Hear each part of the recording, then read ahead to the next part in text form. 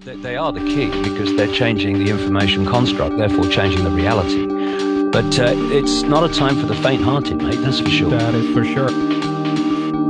But you still got to tune into them because there are alternative realities there still in this cusp, this point of transformation. You know, it's not something that's going to happen on one day, in one month.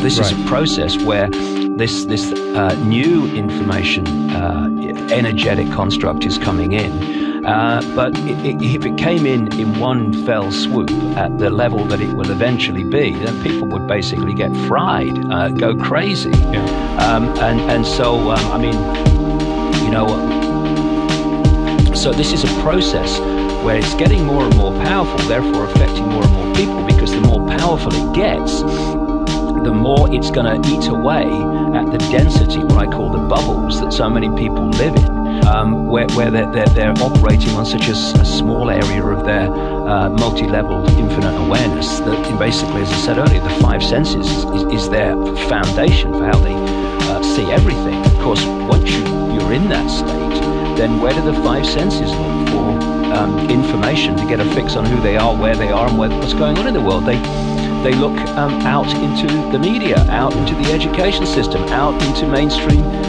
science and all that stuff.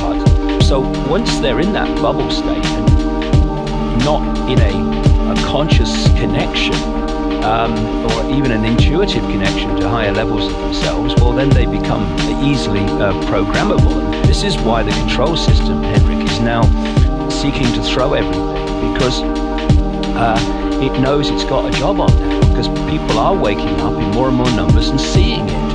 And you're right, you know, there is so much disinformation being thrown around to try to create diversions and cul-de-sacs for people, even within this whole area of researching the conspiracy and all the rest of it. Sure. And it's like someone said once, they stood in a library at Oxford University, which has kind of unbelievable number of books.